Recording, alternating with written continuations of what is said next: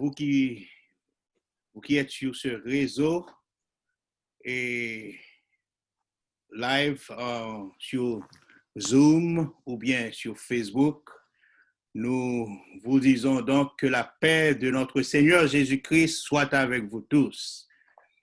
Et notre Dieu, le Dieu d'Abraham, d'Isaac, de Jacob, est un Dieu compatissant, bon à la colère et riche en bonté et en miséricorde. Si aujourd'hui nous sommes encore vivants, nous pouvons crier « Ebenezer !» Jusqu'ici, l'Éternel nous a secourus. Nous pas pu bon passer et ça qui passer de la vie à trépas. Nous pas pu bon passer et ça qui malheureusement subit et conséquences coronavirus là. Nous pas pu bon passer ça qui et je dis a souffrir et sous comme l'hôpital avec coronavirus là. Et si vous soulignez ça, si vous sur réseau ça, c'est parce que bon Dieu ba ou la vie. Et peut-être que vous êtes malade, peut-être que vous avez une maladie, mais je peux dire aujourd'hui que l'Éternel a guéri. L'Éternel a ba ou la vie encore. Nous sommes très heureux d'être avec vous et je remercie infiniment Pasteur Virgo et mon ami.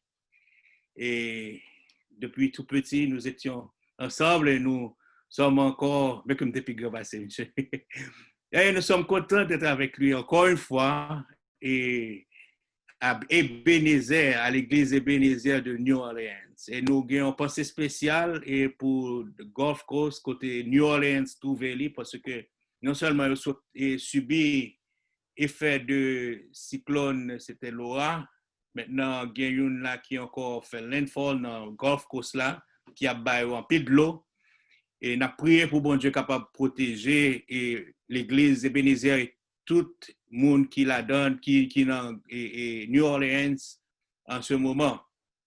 Et si vous suivez moi là sur Facebook, et on voit que moi j'ai un frère et mon ami et ingénieur Ralph Constant qui était en ligne aussi, Pasteur Jacques et tant d'autres judo. Donc nous saluons dans le nom de Jésus-Christ.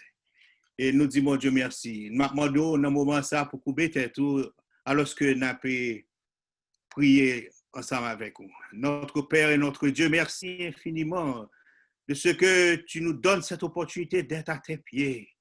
Oui, comme Marie était à tes pieds et comme les disciples étaient à tes pieds. Ils étaient à tes pieds pour écouter ta parole, pour entendre ce que tu as à nous dire. En ce moment, ton serviteur va donc présenter ta parole. Utilise-nous comme un instrument qui peut donner de bons sons, des sons agréables aux oreilles de tes enfants. Je ne suis pas digne, oh Dieu, d'être ici présent, mais merci de ce que tu as fait choix de moi. Puisses-tu pardonner mes péchés et utiliser ton serviteur pour la proclamation de ton évangile et pour l'édification, pour la gloire de ton Seigneur et pour l'édification de tout ton peuple. Au nom de Jésus, nous te prions. Amen. Chers frères et sœurs, et moi, je voulais considérer un passage, nous connaissons jeudi à ce mercredi. En fait, nous demandons Pasteur Virgo combien de temps que je suis supposé arrêter, parce que je ne suis pas vraiment habitué avec chaque église gagne une méthode par eux, parce que les mercredis nous plus présenter nous son moment de conversation avec l'Éternel, avec notre Dieu, celui qui nous aime, qui nous a donné son Fils Jésus-Christ, son unique Fils Jésus-Christ, pour le rachat de notre âme. Oui, son moment pour nous converser avec lui et nous peut-être pas parler sous un long message, mais quand même, nous certainement voulons parler avec vous dans le livre de Jacques 4 et m'a invité à ouvrir Bible avec moi dans le livre de Jacques au chapitre 1er, verset au verset 22. Et il dit, m'appelez pour eux, mettez en pratique la parole et ne vous bornez pas à l'écouter en vous trompant vous-même par de faux raisonnements. Et, chers frères et sœurs, le titre de notre message ce soir s'intitule « Soyons des pratiquants de la parole de Dieu ». Maintenant, Jacques 1er, verset 22, nous dit « Mettez en pratique la parole ». Il commençait par une ordonnance. Ordonnance, il dit nous, mettez en pratique la parole de Dieu et ne vous bornez pas à l'écouter en vous trompant vous-même par de faux raisonnements. L'épître de Jacques, en fait, chers frères et sœurs, fait partie des épîtres qu'on appelle des épîtres catholiques. Leur universalité ressort de leur destination. Autrement dit, elles ne sont adressées à une communauté précise. Elles ne sont pas adressées plutôt à une communauté précise, ni à un individu en particulier. À comparer aux épîtres de Paul qui, normalement, s'étaient adressées aux églises de Rome, de Corinthe, d'Éphèse, les épîtres de Jacques ne sont pas, comme nous venons de le dire, et des épîtres qui sont adressées à des églises en particulier. C'est la raison pour laquelle on les catégorise comme des épîtres dites catholiques. Donc, nous avons donc affaire ici à des lettres qui, dès leur rédaction, concernent tout le monde. Et maintenant, le chapitre 2 du livre de Jacques nous parle de mettre en pratique la parole de Dieu. Parlons un peu de l'apôtre Jacques. Qui était l'apôtre Jacques? Il est dit que Jacques était l'un des frères de Jésus, d'après le livre de Marc 6, verset 3. Nous n'aurons pas le temps d'aller, mais vous pouvez vérifier dans Marc 6, verset 3, que Jésus avait un frère qui s'appelait qui s'appelait Jacques plutôt. Lorsque Jésus prêchait et enseignait ses disciples, Jacques, comme ses autres frères, parce que Jésus avait aussi d'autres frères, ne croyait pas en la mission messianique de Jésus. Ce que nous pouvons lire aussi dans Jean 7, versets 1 à 5. Mais nous allons retrouver Jacques et ses frères dans Actes 1er, verset 12 et 14. Dans Actes 12, 1er verset 12 et 14, c'est là que vous allez voir que la famille de Jésus rejoignent les disciples, les 120, ils font partie de 120 qui étaient là au jour de l'inauguration de l'église. Et ils étaient là, ils attendent le Saint-Esprit. Donc, certainement, nous ne pouvons pas dire certainement il y a eu une transformation dans la vie de l'apôtre Jacques. Donc, il s'est converti.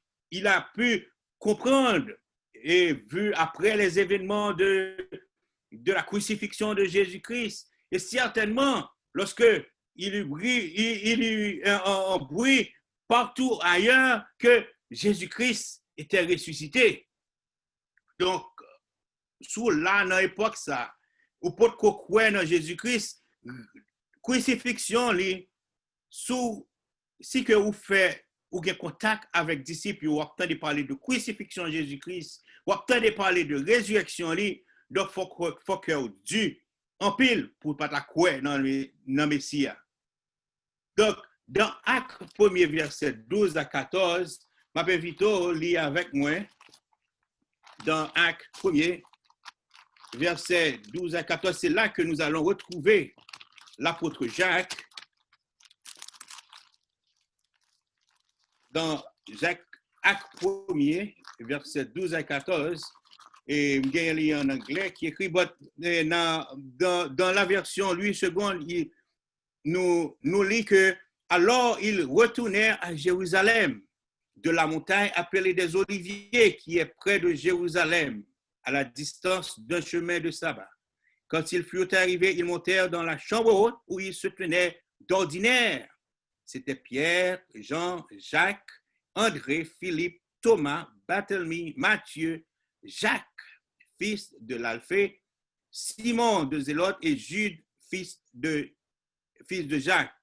Tous d'un commun accord persévéraient dans la prière avec les femmes et Marie, mère de Jésus, et avec les frères de Jésus. Et avec les frères de Jésus. Donc, nous, addition, ça qui fait. Et non seulement nous présentons les disciples, nous présentons aussi les femmes qui généralement avec Jésus-Christ, mais aussi et les frères de Jésus. Chers frères et sœurs,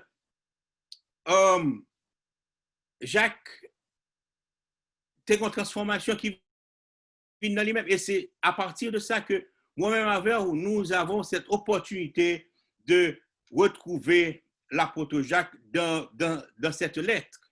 Maintenant, pour qui ça que nous choisissons et titre ça à soi, pour qui ça que nous voulons parler de pratiquer de la parole de Dieu. Pratiquer la parole de Dieu a une importance dans la vie de chacun de nous, chers frères et sœurs. N'oubliez pas que en tant que chrétiens, nous sommes dans une lutte. Nous sommes dans une lutte et nous luttons corps et âme, chers frères et sœurs. Pourquoi? Parce que si nous pas persévérer jusqu'à la fin, ça qui va passer, c'est que nous avons perdu. Donc, il faut que nous persévérer jusqu'à la fin, parce que la parole de Dieu dans le livre de l'Apocalypse, il dit comme ça, ceux qui savent persévérer jusqu'à la fin, c'est eux-mêmes qui vont sauver. Donc, chers frères et sœurs, lorsque vous parlez de on lutte, où est tout automatiquement, tout bonnement, où est que nous sommes tous des soldats. Nous sommes tous des soldats dans la foi. C'est-à-dire qu'il nous faut donc nous entraîner. Maintenant, lorsque vous faites généralement sur ça, où est que ou non lutte, et que ou c'est soldat, donc vous supposez pratiquer. Pratiquer quoi? Mais c'est pratiquer la parole de Dieu. Pratiquer la parole de Dieu qui est capable de permettre que vous restez ferme, vous restez comme des soldats qui sont capables et combattre jusqu'à la fin. Maintenant, menez-nous un moment dans un texte que Ellen White écrit dans le manuscrit 98, que tu écrit 4 août 1904 et 1900, et qui est intitulé Vrais soldats du Christ. Maintenant, elle a dit que pour être de véritables soldats de Jésus-Christ, nous devons répondre aux exigences de sa parole en tant que fidèles sujets du royaume céleste. Ceux qui prétendent croire la vérité doivent apprécier la grande guerre qui nous attend et ce que l'on comprend en tant que fidèles soldats de Jésus-Christ. L'armée du Sauveur invite à l'enrôlement volontaire. Chers frères et sœurs, moi-même avec vous, lorsque nous faisons de nous-mêmes, nous accepter Jésus-Christ comme notre Sauveur, comme notre Seigneur et Sauveur Jésus-Christ, donc ça veut dire que nous acceptons enrôler nous dans l'armée ça. Maintenant, vous êtes capable de dire comme ça que nous pas porter ça, mais oui, vous portez la Bible. Ou pas dire comme ça que nous pas gagner armure. Oui, nous gagnons armure. Et l'apôtre et Paul en parle. L'apôtre Pierre plutôt en parle. Maintenant, on continue pour lire pour nous le texte que Ellen White écrit. L'entraînement assidu à la pratique de la parole est important. L'entraînement, moi, je voulais lire partie ça encore pour vous. L'entraînement assidu à la pratique de la parole est important, chers frères et sœurs. C'est par une décision volontaire que vous êtes aujourd'hui membre du corps de Jésus-Christ. Chers frères et sœurs, ce n'est pas un bagage que forcez nous pour nous capables d'entrer dans le royaume de Dieu. Mais c'est parce que nous voyons que la vie, notre avenir spirituel dépend de décisions ça pour enrôler. Parce que si vous n'êtes pas dans le royaume de Dieu, vous avez perdu, chers frères et sœurs. Vous avez perdu, même gens avec tout ça qui dehors, qui pensaient que pas un bon Dieu. Vous avez perdu, même gens avec tout ça qui pensaient que et la vie a pas un jugement après la mort. Mais ils ont mal réfléchi. Et si que vous enrôlez volontairement, il faut que volontairement vous vous mettez à pratiquer la parole de Dieu. À pratiquer la parole de Dieu, non seulement lire, mais chercher à comprendre. Demandez le Saint-Esprit pour qu'il éclaire, jour et nuit, pour que vous soyez capable et vivre une vie qui est agréable au Seigneur. Donc, ce n'est pas une décision volontaire que vous êtes aujourd'hui membre du corps de Jésus-Christ. Pas gagner personne qui t'a forcé ou entrer dans de l'eau lorsqu'on t'a baptisé, chers frères et sœurs. Jour que vous entrez dans de l'eau et vous baptisez, c'est juste ça officiellement que vous entrez ou enrôlez dans l'armée de sauveurs.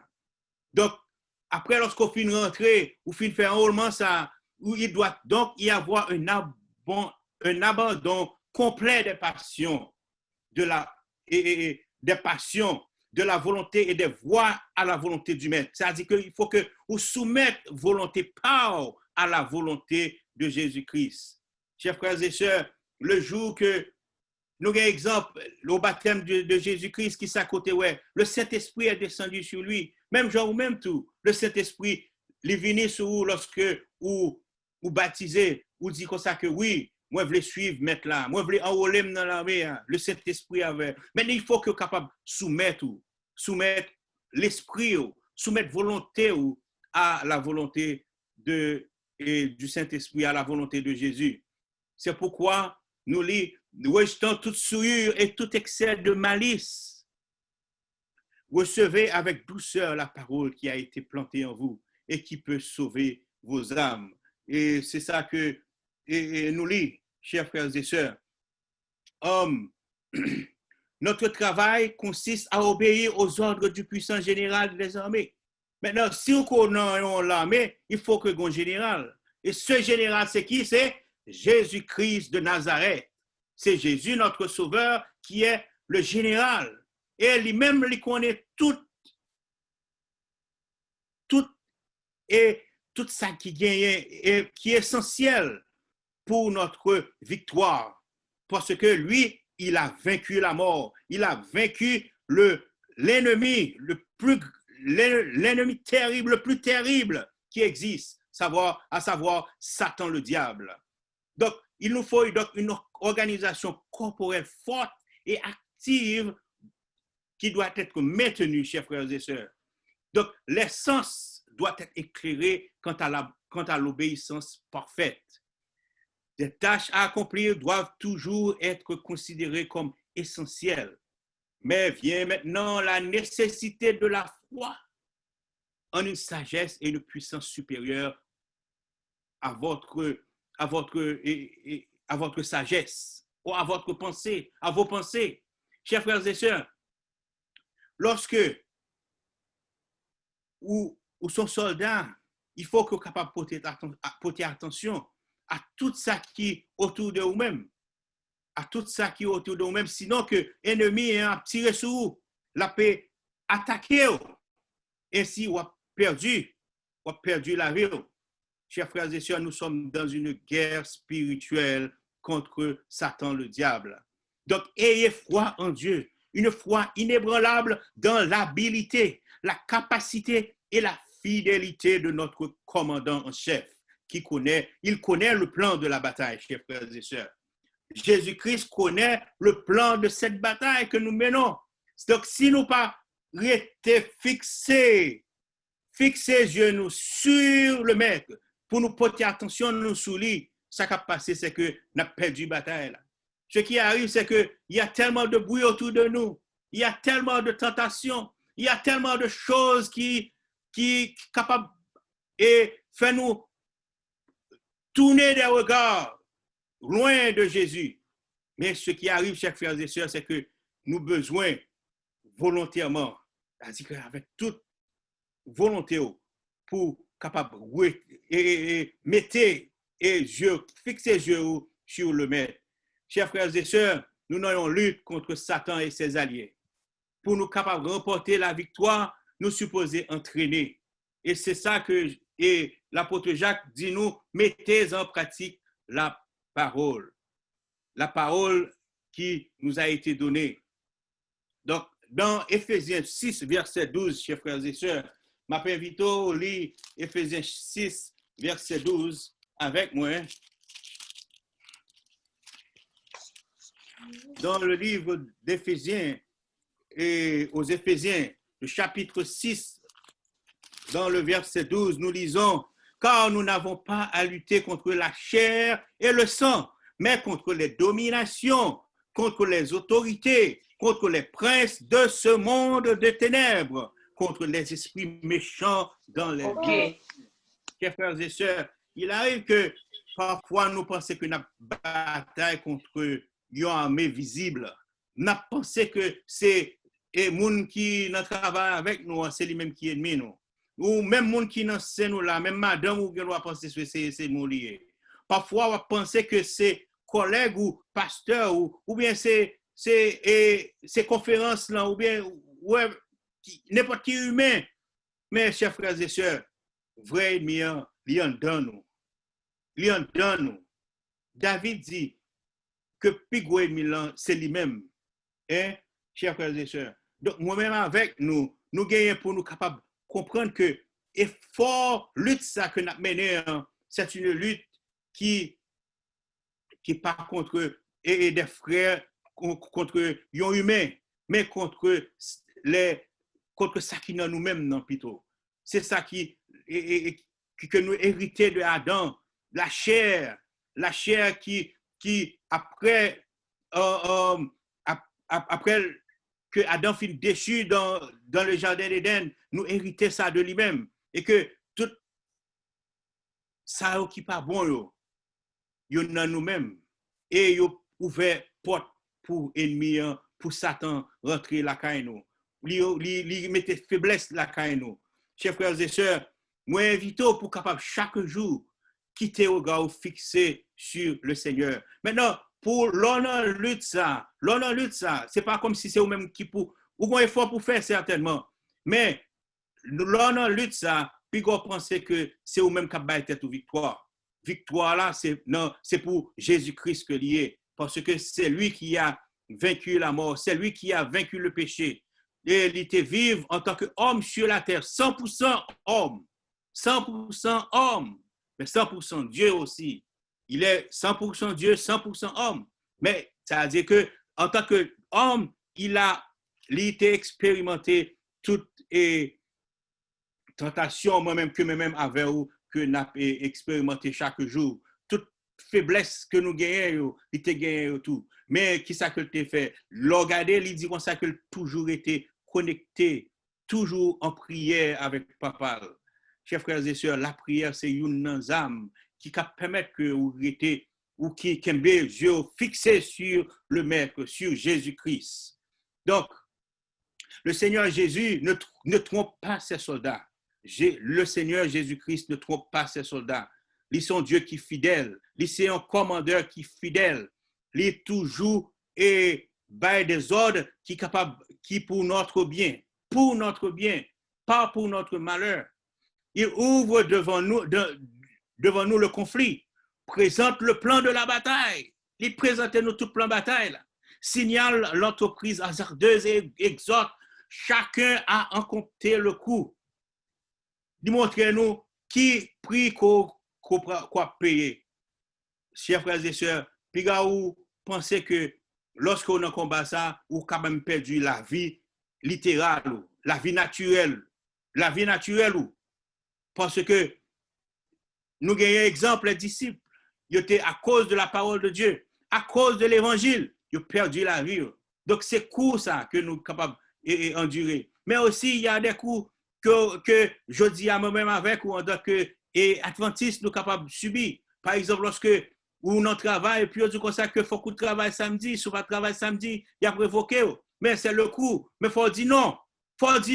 Pour camper juste et pour capable Ça, c'est un exemple de pratiquer la parole de Dieu.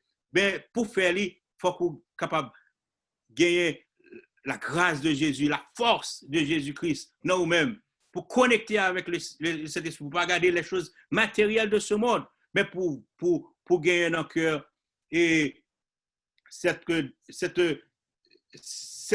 engouement pour rester, pour aller jusqu'à la fin. Donc, chers frères et sœurs, Jésus-Christ ne laisse pas ses soldats dans l'ignorance. Il dit à tout le monde, avant l'enrôlement, de compter le coup avant de s'enrôler comme soldat dans son armée. Car la vie d'un soldat est une vie de devoir, chers frères et sœurs. Nous sommes dans une armée, donc ça veut dire que nous devons obéir au commandeur en chef, le commandeur en chef, Jésus-Christ de Nazareth. Donc, il faut que nous animions dans l'esprit de sacrifice chaque jour, chers frères et sœurs.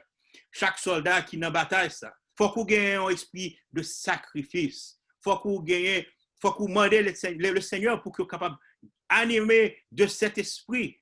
Et parfois, il est difficile, mais avec Jésus-Christ, tout est possible, chers frères et sœurs.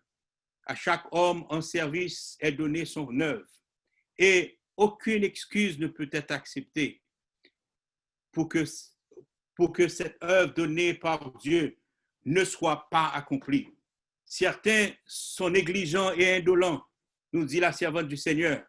Certains sont des serviteurs paresseux, comme l'homme qui avait un talent chargé d'utiliser et de l'améliorer. Mais qu'est-ce qu'il a fait? Il l'a enterré dans la terre et il n'en a pas fait bon usage. Quand son talent a été rappelé pour être rendu à Dieu, le propriétaire, il n'avait qu'un seul talent, chers frères et sœurs. Il ne l'a pas utilisé. Il l'a enterré. Mais qui ça que te répondre, mettre là?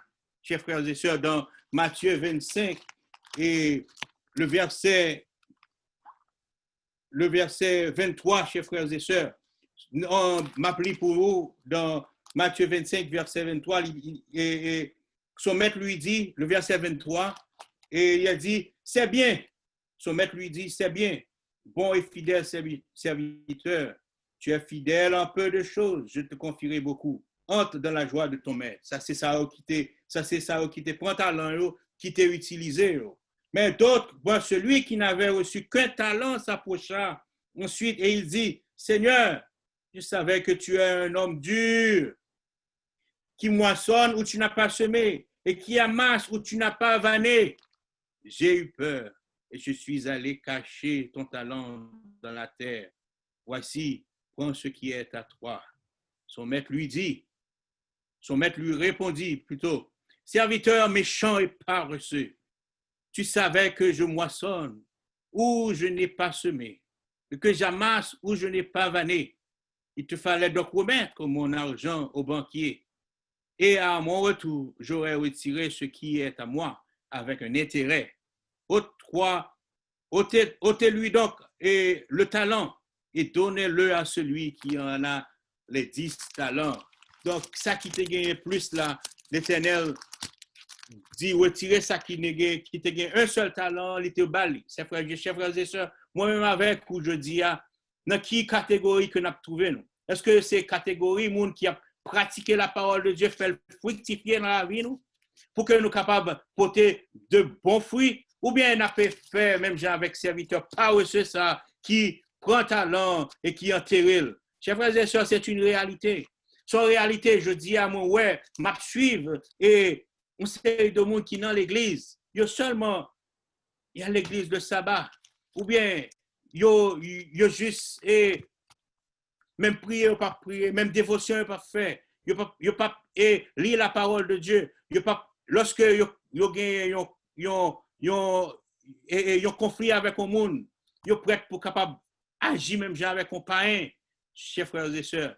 Il nous faut donc demander à l'Esprit de Dieu de nous transformer. Lisez la parole de Dieu pour que bon Dieu soit capable de faire parole ça porter fruit dans la vie nous. Pour nous pas même gens avec ce paresseux et et qui prend le talent de l'Éternel et puis qui l'enterre dans la terre. Parce qu'il dit comme ça que l'école qui est, oui, c'est ça qu'il a dit ces jours-ci, chers frères et sœurs. Il a dit comme ça, bon Dieu, c'est un Dieu qui est terrible. Oh oui, que même pas de monde qui veut gagner affaire avec l'Éternel. Parce que je ne pas connaître que ce bon Dieu, je pourquoi expérimenter l'amour de Dieu. Moi-même, moi, expérimenter l'amour de Dieu. C'est peut-être ça que moi, personnellement, je voulais faire fructifier dans mon cœur la parole de Dieu.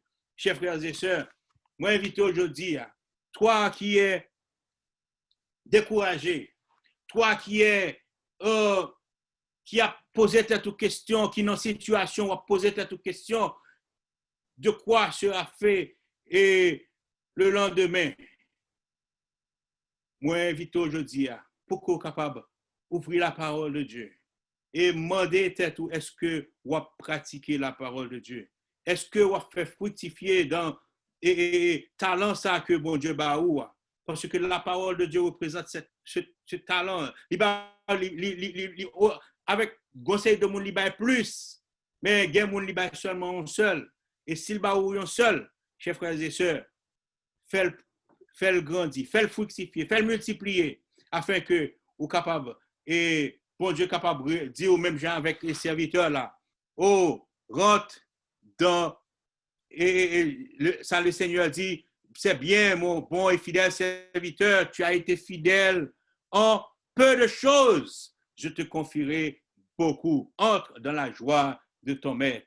Chers frères et sœurs, on est content d'être avec nous à soir. Que mon Dieu capable de bénir nous-mêmes avec moi et que nous force courage, que nous mette l'esprit dans nous-mêmes pour que nous capables des soldats qui pas rougir, qui pas et peur avancer, mais pour nous avancer, pour nous toujours gagner dans le cœur nous et pour nous toujours gagner dans le cœur nous cette espérance, l'espérance de la vie éternelle, pour que nous pas garder derrière les choses passées, ils sont capables de râler au derrière. Ça, et vos péchés, votre situation difficile, ou capable, mais plutôt garder vers Jésus. Garder vers Jésus. Et dans le moment ça monté que mon Dieu inspiré pour me dire, même avec Pierre, lorsque il était marché sous l'eau, lorsque il a perdu la foi, il était effondré. Mais lorsque il était gardé vers Maître, il te dit, Maître, sauve-moi, même automatiquement Jésus prend main. Même Jean Soir, chers frères et sœurs, si vous sentez effondré dans la mer, marcher sous de l'eau qu'on ne connaît pas, pas en haut, pas en bas, mais ferme tes yeux et fixe les regards sur Jésus-Christ, Jésus-Christ notre Sauveur, celui qui était, qui est et qui vient. Que le Seigneur vous bénisse tous. Amen. Amen. Amen. Soyons des pratiquants de la parole de Dieu. Amen. Merci. Nous remercions Dieu et nous remercions Pasteur Mario Boussico et nous avons chanté ensemble avec Sœur Matessia le numéro 346 à deux nouveaux combats. Jésus, tu nous appelles et nous voici fidèles, prêts à suivre tes pas.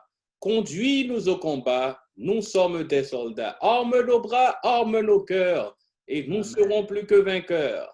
Arme nos bras, arme nos cœurs. 346. Chantons avec Sœur Matessia, s'il vous plaît.